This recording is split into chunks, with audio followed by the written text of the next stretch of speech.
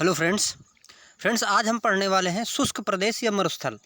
इसमें देखिए प्रश्न सीधे सीधे यही बनता है कि कौन सा मरुस्थल कहाँ पे है। या तो ये मिलान करने के लिए कूट में आता है प्रश्न, और या तो फिर ये सीधे सीधे पूछ लेता है कि कौन सा मरुस्थल कहाँ पर स्थित है। तो चलिए इसमें से देख लेते हैं। इसके पहले हमने पठार वाला चैप्टर पढ़ा था, तो हमने देखा था कि कौन सा पठार विश्व में कहाँ स्थित है, और पठार खनिज के भंडार होते हैं, ये भी हमने देखा ही था। देखिए इसमें पहला पॉइंट दिया, कथन और कारण में दिया गया है कि मरुस्थल शाश्वत ऊर्जा उत्पादन के प्रभावकारी स्रोत हो सकते हैं। और यहाँ पर कारण इसका दिया है, आर जो दिया है वो दिया है, जितनी ऊर्जा मानव जाति एक वर्ष में उपभोग करती है उससे अधिक ऊर्जा मरुस्थल 6 घंटे में सूर्य से प्राप्त कर लेते हैं। तो यहाँ पर देखिए दोनों कथन और कारण सही हैं, और यहाँ पर जो व्याख्या है वो भी हो रही है। कैसे? देखिए, मरुस्थल शाश्वत ऊर्जा के प्रभावकारी स्रोत हो सकते हैं, क्योंकि मरुस्थल क्या है कि बहुत ज़्यादा गर्म होते हैं, और यदि हम इनसे आने वाली यहाँ पर जो ऊर्जा, सूर्य से जो ऊर्जा प्राप्त होती है, गर्मी जो हीट प्राप्त होती है, अगर हम उसको एनर्जी में यानी कि विद्युत ऊर्जा में कन्वर्ट कर दें या अन्य ऊर्जा में अगर हम उपयोग करना चाहें, उसका करें, तो ये ऊर्जा बहुत विशाल मात्रा में, बहुत ज़्यादा है। तो यही इसमें कह रहा है कि जितनी ऊर्जा मानव जाति यूज कर रही है एक वर्ष में, तो जो मरुस्थल है, अगर पूरे मरुस्थल की ऊर्जा को कलेक्ट किया जाए तो उतनी ऊर्जा जो है सिर्फ 6 घंटे में ही जितना मरुस्थल में आता है वो पर्याप्त हो जाएगा। तो इस प्रकार से यहाँ कथन और कारण दोनों सही हैं, और यहाँ पर व्याख्या जो है वो भी हो रही है। मरुस्थल परिभाषित किया जाता है उस क्षेत्र के रूप में जहाँ, तो मरुस्थल देखिए क्या होता है। वैसे देखिए मरुस्थल दो तरह के होते हैं, एक होता है ठंडा मरुस्थल, एक होता है गर्म मरुस्थल। तो ठंडे मरुस्थल वो होते हैं कि जहाँ पर बर्फ़ जमा रहती है और वर्षा नहीं होती है, वहाँ पर भी ठंडा मरुस्थल होता है। और गर्म मरुस्थल क्या है कि जहाँ पर गर्मी होगी और वहाँ पर बारिश नहीं होगी। तो ठंडा और गर्म दो तरह के मरुस्थल होते हैं, और दोनों की विशेषता देखिए ये होती है कि अगर वहाँ पर वार्षिक वर्षा जो है 25 सेंटीमीटर से कम हो रही है, तो वो क्या है कि क्षेत्र जो है वो कहलाएगा कि शुष्क क्षेत्र है या फिर वो मरुस्थल है। अब जैसे अपना हम अगर यदि लद्दाख वाला क्षेत्र देखें फ्रेंड्स, तो लद्दाख में क्या है कि वहाँ पर शीत मरुस्थल है, क्योंकि वहाँ पर भी जो वर्षा होती है, तो वर्षा वैसे किसी बर्फ़ के रूप में होती है, लेकिन पानी के रूप में वर्षा वहाँ पर नहीं प्राप्त होती है, तो वहाँ भी शुष्क रहता है। और इसी प्रकार से यदि हम अपना यहाँ का थार मरुस्थल देखें या सहारा मरुस्थल देखें, तो ये भी क्या है कि मरुस्थल हैं, क्योंकि यहाँ पर वर्षा जो है ये 25 सेंटीमीटर से यहाँ पर कम होती है। विश्व का सबसे बड़ा रेगिस्तान या मरुस्थल जो है वो देखिए सहारा ही है। और सहारा हमारा जो अफ्रीका महाद्वीप है, अफ्रीका महाद्वीप के उत्तर में सहारा मरुस्थल जो है बहुत बड़े क्षेत्र में फैला हुआ है। अब यहाँ में बहुत ज़्यादा गर्म होता है, और मरुस्थल में देखिए क्या है कि नग्न चट्टानें होती हैं, और बहुत ज़्यादा वहाँ पर रेत जो है हमें देखने को मिलती है। संसार का सर्वाधिक जनसंख्या वाला मरुस्थल कौन सा है? ये थार मरुस्थल, जो कि अपने ये भारत का भी हिस्सा है। तो उत्तर पश्चिम में जो थार मरुस्थल स्थित है, यहाँ पर जो जनसंख्या का घनत्व है वो औसतन बहुत ज़्यादा है। अब देखिए यहाँ पर थार मरुस्थल में हमारा ये भी है कि हमने यहाँ पर कृषि के लिए जो नहर निकाल दी है, इंदिरा गांधी नहर, वो इंदिरा गांधी नहर जो है यहाँ पर सिंचाई का काफ़ी बड़ा काम कर देती है, इसलिए यहाँ आबादी को रहने में थोड़ा सा सुगमता होती है। इसलिए ये जो मरुस्थल है यहाँ का जनसंख्या में सबसे ज़्यादा, यानी कि घनत्व के हिसाब से देखा जाए तो सर्वाधिक जनसंख्या वाला मरुस्थल जो है वो थार यहाँ पर मिलेगा हमें। अब देखिए यहाँ पर हमें मिलान करना है कूट में, तो देखिए सोनोरन क्या है? ये मरुस्थल जो है ये है कहाँ का? यूएसए का है, यानी कि ये हमारा संयुक्त राज्य अमेरिका का सोनोरन मरुस्थल है।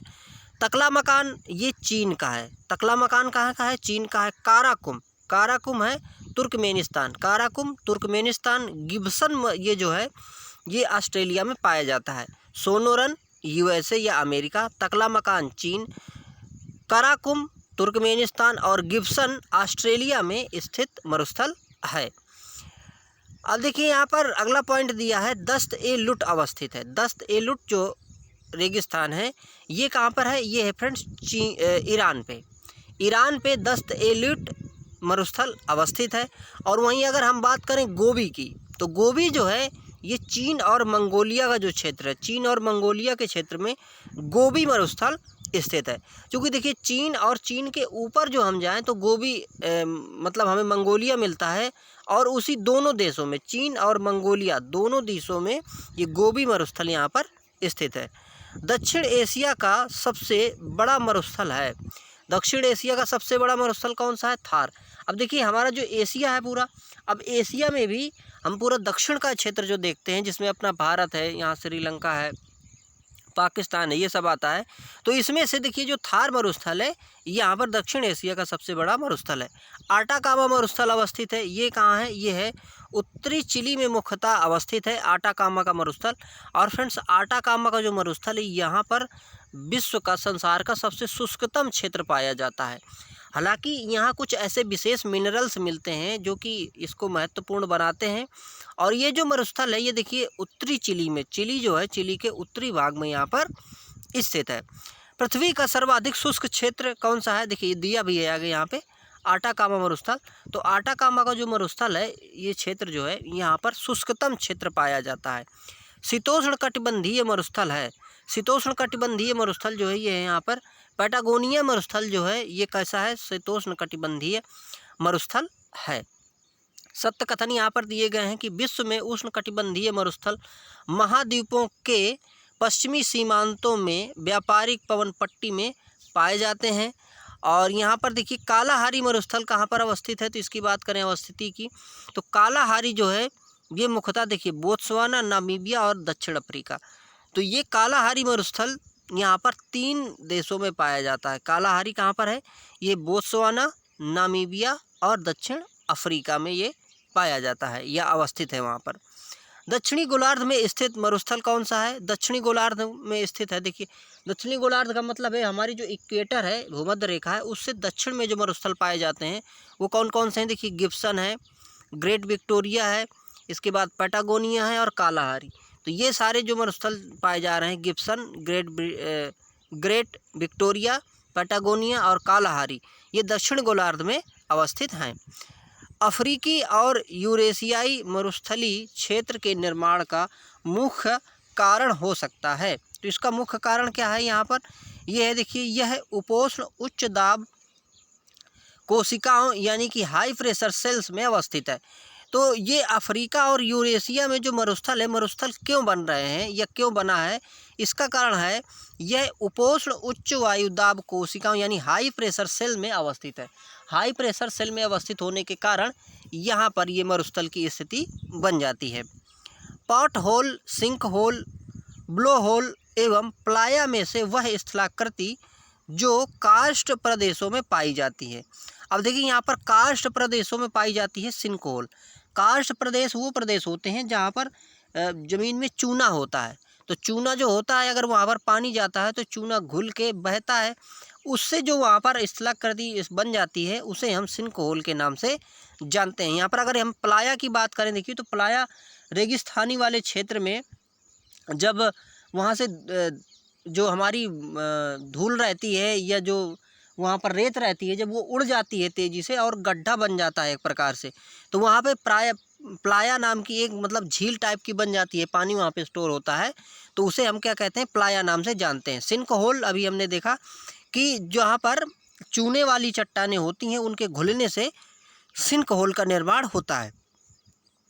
ग्रेट विक्टोरियन मरुस्थल अवस्थित है। तो ग्रेट विक्टोरियन कहाँ पे? ये ऑस्ट्रेलिया में है। ग्रेट विक्टोरियन मरुस्थल ऑस्ट्रेलिया में स्थित है। काराकुम मरुस्थल स्थित है। काराकुम कहाँ पे है? यह है तुर्कमेनिस्तान और कजाकिस्तान। तुर्कमेनिस्तान एवं कजाकिस्तान में अवस्थित है हमारा काराकुम मरुस्थल। तो ये थे फ्रेंड्स विश्व के मरुस्थल, जो कि काफ़ी ज़्यादा महत्वपूर्ण है और एग्जाम में अधिकांशतः पूछे ही जाते हैं। अब देखिए अगला हम उसमें देखेंगे घास के मैदान। भारत ये पूरा विश्व में घास के मैदान कौन कौन से हैं। Thank you for watching.